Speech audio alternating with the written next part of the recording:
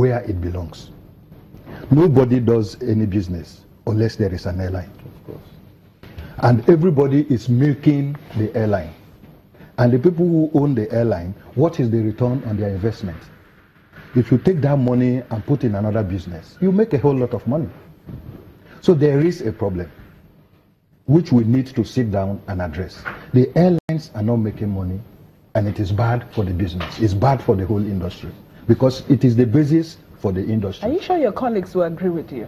Yes, they just have to because they are the major employers. The agencies, of course, they work for government, and so they have government employees. But the people who can grow the industry are the airlines. They are our employers. So if their conditions are bad, we don't have a means of asking them for more money, and we need more money because we have more responsibilities growing every day. So the issue is we need to sit down.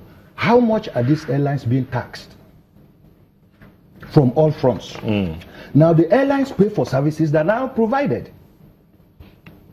It's not fair.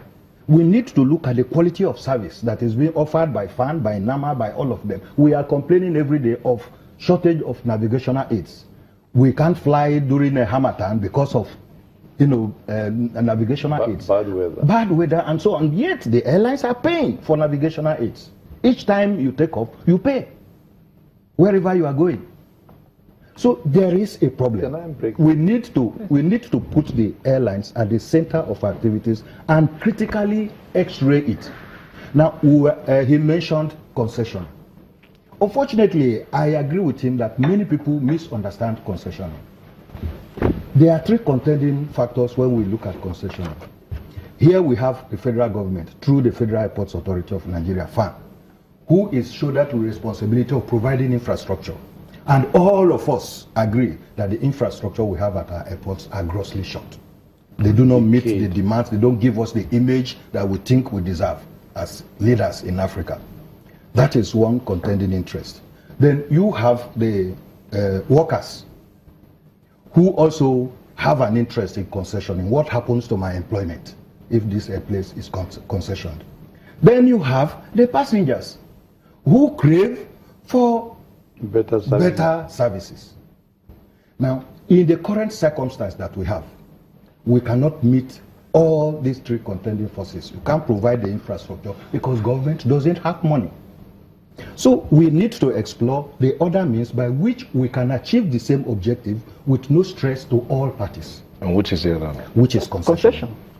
Concession the airport, somebody who has money, invests, provides all the facilities. The airlines, all the people who use the airports are happy, the passengers are happy, and workers, we need to identify what will adversely affect the worker.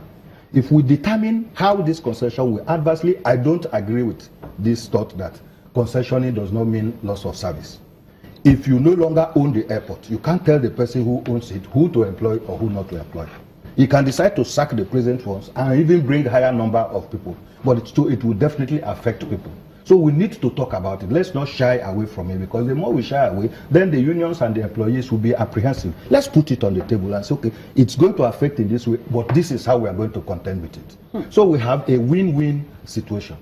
Okay, Captain Pam. Yes. He said everybody is milking the airlines. Do you agree with that?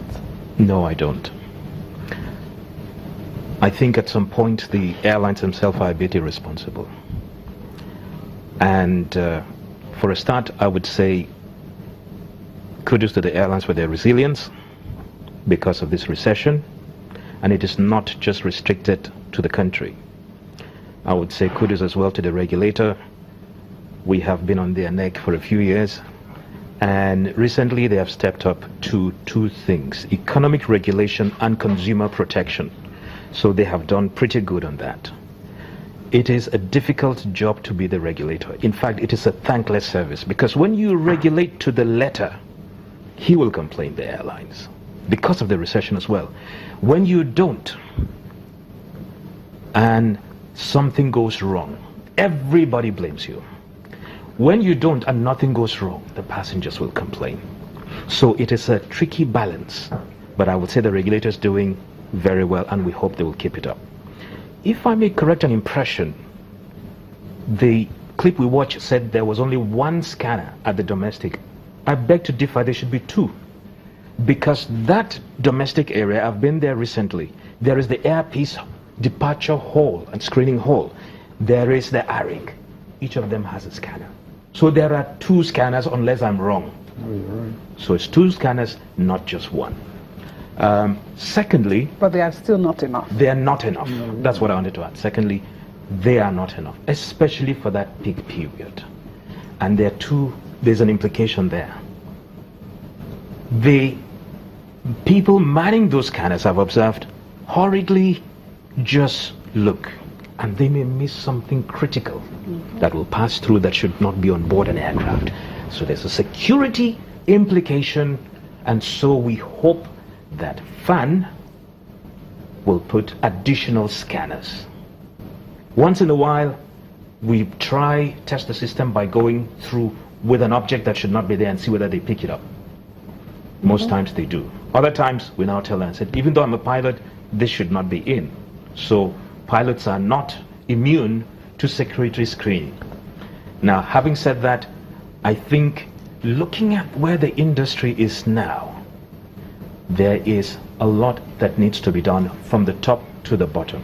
And we now have to bring other people apart from... We'll talk more about all of those things that needs to be done. And of course, this issue of the security situation, that this inadequate scanners, pose to our aviation sector. To stay with us on Sunrise.